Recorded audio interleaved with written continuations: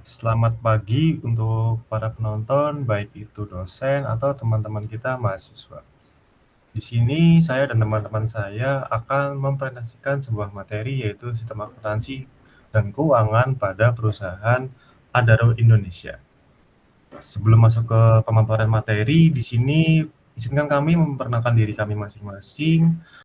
Ada Ramandari Nulil sebagai ketua, lalu untuk anggotanya ada Bayu Arya Putra Pradana, ada Rian Eka Adi Saputra, dan juga saya sendiri yaitu Hacker Loando. Untuk sebelum masuk ke perhitungan, di sini kami akan menjelaskan terkait kenapa sih kami memilih perusahaan ini sebagai objek kami. Yang pertama, dilihat dari bidang usahanya, Adaro sendiri merupakan perusahaan yang bergerak di bidang pertambangan batu bara, energi, logistik, pengolahan air dan lahan. Dengan model bisnisnya yaitu pit to port. Lalu melihat dari skala nasionalnya yang beroperasi di Kalimantan Selatan, Kalimantan Tengah dan Sumatera Selatan. Lalu Adaro sendiri mempunyai kompleksitas akuntansi yaitu proses penambangan, pengangkutan, pengelolaan, pengiriman hingga reklamasi tambang. Dan dilihat dari skala operasi besarnya, PT Adaro sendiri memiliki sekitar 3.534 karyawan, lalu memproduksi sekitar 68,73 juta ton batu bara dengan pendapatan sekitar 4.910 juta US dollar pada tahun 2025. Dengan beberapa informasi tersebut, makanya kami memilih perusahaan ini sebagai objek karena proses bisnisnya yang kompleks dan terintegritas. Selanjutnya sedikit terkait perusahaan Adaro dengan perusahaan yang mencakup sejarah pendirian, struktur kepemilikan, dan holding dan anak perusahaan. Dengan bidang usaha yang tadi sudah dijelaskan yaitu terkait pertambangan, logistik air, lahan, dan bisnis pendukung. Lalu untuk sistem dan pengendalian, Adaro sendiri melakukan digitalisasi, data analitik, GPS armada, dan otomasi proses akuntansi. Seluruh data ini bersumber dari laporan tahunan dan laporan keuangan Peto Adaro Andalan Indonesia. Selanjutnya akan dijelaskan oleh rekan saya. Selanjutnya ada chart of account yang digunakan oleh PT Adaro Andalan Indonesia Tbk. Yang pertama ada aset lancar yang terdiri dari kas dan piutang usaha, persediaan, serta biaya dibayar di muka. Yang kedua ada aset tidak lancar seperti aset tetap, pertambangan, properti pertambangan, investasi, goodwill, dan aset tidak terwujud. Yang ketiga ada liabilitas yang mencakup utang usaha, utang bank, liabilitas sewa, serta profesi reklamasi dan penutupan tambang. Yang keempat ada ekuitas yang terdiri dari modal saham, tambahan modal di store, dan saldo laba. Yang kelima ada liability yang terdapat akun pendapatan dan beban seperti pendapatan usaha, beban pokok pendapatan, dan beban operasional. Selain itu terdapat akun khusus industri pertambangan seperti persediaan batu bara, beban pengupasan lapisan penutup, beban reklamasi, dan properti pertambangan. Akun-akun ini mencerminkan karakteristik unik dari industri pertambangan. Selanjutnya ada permasalahan akuntansi utama. PT Adaro Andalan Indonesia Tbk menghadapi beberapa permasalahan akuntansi utama yang muncul karena kompleksitas bisnis pertambangan yang dijalankan. Permasalahan yang pertama adalah fluktuasi harga batu bara. Perubahan harga batu bara di pasar global dapat memengaruhi pendapatan laba perusahaan sehingga pencatatan dan pelaporan keuangan harus dilakukan secara akurat.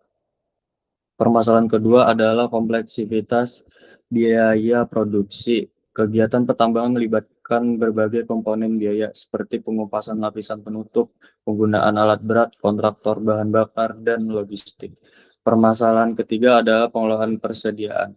Batu bara harus dipantau mulai dari area tambang, stockpile, pelabuhan, hingga proses pengiriman agar jumlah dan nilainya tetap akurat. Permasalahan keempat adalah kewajiban reklamasi dan penutupan tambang. Perusahaan harus mengestimasi biaya rehabilitas dan pemulihan lingkungan yang akan dilakukan serta aktivitas tambang selesai. Permasalahan terakhir adalah konsolidasi multi entitas. Karena Adaro memiliki banyak anak perusahaan, laporan keuangan harus dikonsolidasikan dan transaksi antar perusahaan harus dieliminasi agar laporan yang dihasilkan akurat dan sesuai standar akuntansi. Selanjutnya akan dijelaskan oleh rekan saya.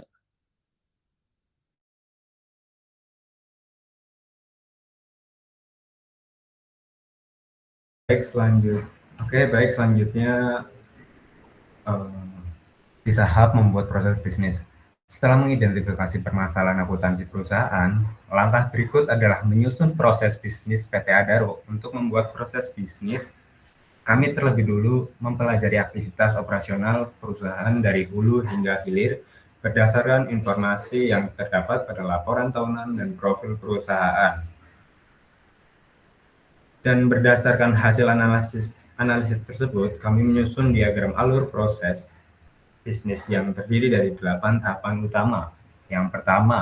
Tahapan pertama adalah perancangan tambang, yang kedua, pengupasan lapisan penutup, yang ketiga, penambangan batu bara, yang keempat, penyimpanan sementara, yang kelima, pengangkutan ke fasilitas, keenam, pemrosesan dan pemuatan, ketujuh, pengiriman ke pelanggan, dan terakhir, ke-8, yaitu pengelolaan lingkungan dan reklamasi.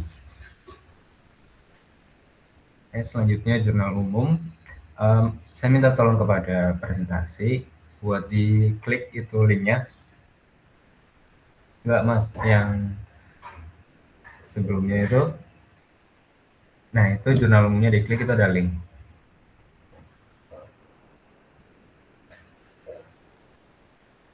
Oke. Nah, pada kesempatan ini saya akan memaparkan hasil siklus akuntansi PT Adaro untuk periode tahun 2025. PT Adaro merupakan perusahaan penambangan batu bara yang kegiatan utamanya meliputi penambangan, pengelolaan, dan penjualan batu bara. Seluruh pencatatan dalam dokumen ini menggunakan satuan dolar atau USD. Nah, ini adalah jurnal umum. Tahapan pertama dalam siklus akuntansi dalam pencatatan transaksi ke dalam jurnal. Sepanjang tahun 2025, PT Adaro mencatat 21 transaksi yang tersebar di 3 periode utama, yaitu Januari, Agustus, dan Desember. Total nilai debit dan kredit masing-masing seimbang di angka USD 3.991 US dollar, yang membuktikan bahwa seluruh pencatatan sudah memenuhi kaidah sistem pembukuan berpasangan. Contoh-contoh transaksi yang dicatat mencerminkan operasi inti perusahaan tambang, antara lain penjualan batu bara secara kredit dilakukan 3 kali sepanjang tahun masing-masing di bulan Januari, Agustus, dan Desember. Terus penerimaan kas dan pelanggan, beban pokok penjualan, biaya operasi tambang, beban gaji karyawan, dan investasi aset tetap. Oke, minta tolong coba di scroll ke bawah, Mas. Ya. Oke. Terus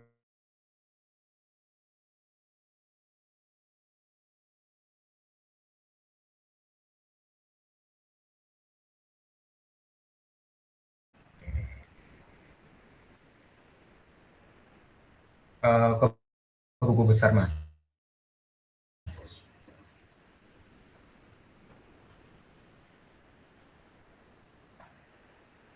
Nah, di buku besar ini, transaksi dicatat setelah transaksi dicatat di jurnal umum, langkah berikutnya itu kita memindahkan bukuan setiap pos ke dalam buku besar masing-masing akun. Buku besar PT Adaro Energi membuat 14 akun yang mencakup aset, kewajiban, pendapatan, dan beban. Berikut pertama aset lancar, kas, dan setara kas. Saldo akhirnya yaitu $687. Selanjutnya ada piutang usaha saldo akhirnya itu $75, terus persediaan bahan bakar dan suku cadang, sisa akhir saldo adalah 160 USD dollar. Selanjutnya aset tidak lancar. Aset tetap pertambangan, sisa saldonya adalah 60 US dollar, berasal dari 2 kali pembelian aset sepanjang tahun. Selanjutnya aset rehabilitas dan reklamasi tambang, yaitu saldo 12 US dollar, mencerminkan komitmen lingkungan perusahaan. Dan ketiga itu kewajiban, yaitu ada utang usaha sebesar saldo 60 US dollar. Ini merupakan kewajiban yang masih harus dibayarkan kepada pemasok. Selanjutnya ada provisi reklamasi dan penutup tambang. Saldonya itu 12 US dollar. Dan terakhir pendapatan dan beban. Pendapatan usaha yaitu terkumpul sebesar 1.245 US dollar dari 3 kali penjualan batu bara. Dan yang kedua itu ada beban pokok pendapatan, totalnya itu 921 US dollar, selaras dengan nilai persediaan batu bara yang dikeluarkan. Oke. Terus selanjutnya kita ke neraca saldo, Mas. Setelah semua akun dipindah bukukan, disusunan neraca saldo untuk memverifikasi keseimbangan antara kolom debit dan kredit. Neraca saldo PT Adara Energi menunjukkan total debit sama dengan total kredit adalah 2.243 US dollar, yang berarti tidak ada kesalahan matematis dalam proses pembukuan. Oke, kita selanjutnya ke jurnal penyesuaian. Nah, di jurnal penyesuaian ini untuk menghasilkan laporan keuangan yang akurat dan sesuai prinsip akrual, dilakukan jurnal penyesuaian pada tanggal 31 Desember 2025. Terdapat 5 ayat jurnal penyesuaian dengan total USD 114, yaitu yang pertama ada penyusutan aset tetap pertambangan yang sebesar 8 US dollar. Aset tetap yang dimiliki perusahaan mengalami penurunan nilai secara periodik. Yang kedua, pemakaian bahan bakar dan suku cadang, yaitu 50 US dollar dari total persediaan bahan bakar dari suku cadang senilai 160 US dollar, sebesar 50 US dollarnya itu sudah terpakai dalam operasional. Yang ketiga, beban kontraktor yang masih harus dibayar, sebesar 25 US dollar. Terdapat biaya kontraktor dan pengangkutan yang sudah terjadi namun belum dibayar tunai. Dan keempat, beban keuangan atas provisi reklamasi sebesar 1 US dollar. Kewajiban reklamasi ini, reklamasi tambang, memerlukan penyesuaian bunga atau kenaikan nilai sebesar 1 US dollar yang mencerminkan nilai waktu uang atas kewajiban jangka panjang. Dan terakhir, pendapatan yang masih harus diterima, yaitu 30 US dollar. Terdapat penjualan batu bara senilai 30 US dollar yang sudah terjadi secara ekonomis, namun khasnya itu belum diterima. Selanjutnya ke neraca saldo penyesuaian, Mas. Setelah jurnal penyesuaian dimasukkan dan disusunnya neraca saldo, berikut adalah neraca saldo setelah penyesuaian yang memuat 20 akun dengan total debit kredit sebesar 2.307 US dollar. Perubahan signifikan dibandingkan neraca saldo sebelumnya. Nah, neraca saldo ini menjadi dasar penyusunan laporan keuangan final. Selanjutnya itu ada laporan laba rugi.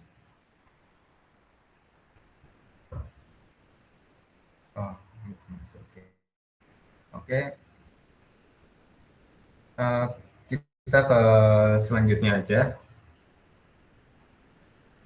Saya serahkan ini ke presentasi selanjutnya, yaitu Mas Bayu.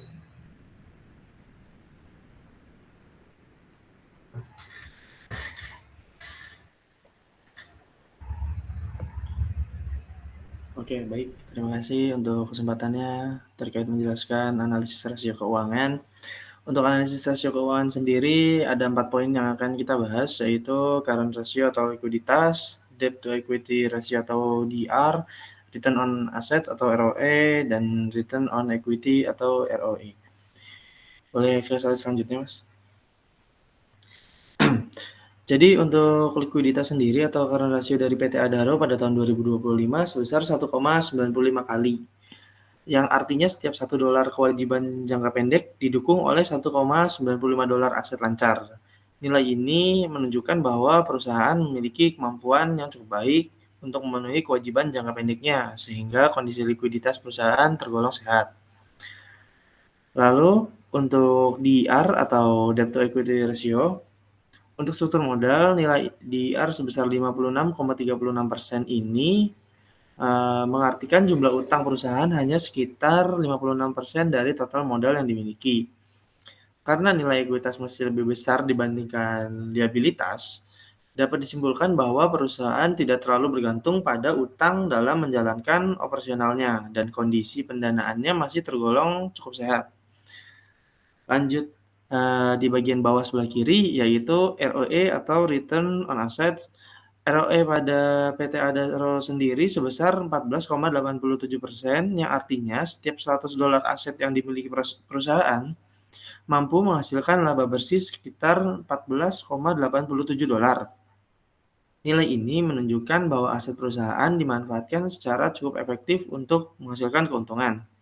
Lalu pada bagian return on equity atau ROE dari PT Adaro sendiri ada di sebesar 23,26%, yang artinya setiap $100 modal yang ditanamkan para pemegang saham mampu menghasilkan laba bersih sekitar $23,26. Nilai ini menunjukkan bahwa perusahaan mampu memberikan tingkat pembelian yang baik kepada para pemegang sahamnya. Jadi, berdasarkan keempat analisis rasio tersebut, dapat disimpulkan bahwa kondisi keuangan PT Adaro pada tahun 2025 berada dalam kondisi yang baik. Perusahaan memiliki likuiditas yang memadai, tingkat utang yang masih terkendali, serta kemampuan yang cukup baik dalam menghasilkan laba baik dari aset maupun modal yang dimiliki. Boleh ke slide selanjutnya, Mas? Oke. Pada bagian desain sistem, kami menggambarkan bagaimana data operasional tambang ini harus terhubung dengan pencatatan keuangan. Jadi data produksi, pengangkutan, persediaan, penjualan, biaya kontraktor, aset tetap, dan kewajiban reklamasi perlu masuk ke sistem akuntansi secara terintegrasi. Untuk mendukung sistem tersebut, kami merekomendasikan SAP S/4HANA sebagai ERP yang sesuai. SAP S/4HANA dipilih karena mampu mengintegrasikan modul keuangan, persediaan, aset tetap, pengadaan, penjualan, dan konsolidasi laporan keuangan. Dengan ERP ini, perusahaan dapat mengurangi pencatatan manual, mempercepat laporan, dan meningkatkan akurasi data. Oke. Jadi berdasarkan proses penyusunan laporan kami ini, kami dapat memahami bahwa sistem akuntansi pada perusahaan pertambangan memiliki kompleksitas yang cukup tinggi. Pencatatan tidak hanya berhubungan dengan transaksi penjualan dan pembelian, tetapi juga mencakup biaya produksi tambang, pengelolaan aset tetap, persediaan batu bara, kewajiban reklamasi, dan laporan keuangan konsolidasian. Oleh karena itu, perusahaan seperti PT Adaro membutuhkan sistem akuntansi yang terintegrasi agar proses pencatatan, pengawasan, dan pelaporan keuangan dapat berjalan lebih efektif. Demikian terkait penjelasan analisis rasio dan desain sistem serta kesimpulan yang sudah kami berikan. Terkait presentasi, saya kembalikan ke Mas Eko Rolando untuk menutup jalannya presentasi. Terima kasih. Baik, terima kasih untuk teman-teman saya yang sudah memaparkan masing-masing bagian dari materinya dengan baik. Saya mewakili teman-teman memohon maaf apabila ada kata atau sikap kami yang mungkin kurang berkenan di hadapan para penonton. baik dalam video maupun mungkin dalam kami di dunia nyata. Sekali lagi terima kasih untuk perhatian dan juga waktu teman-teman untuk menonton video ini. Sekian dari kami, terima kasih.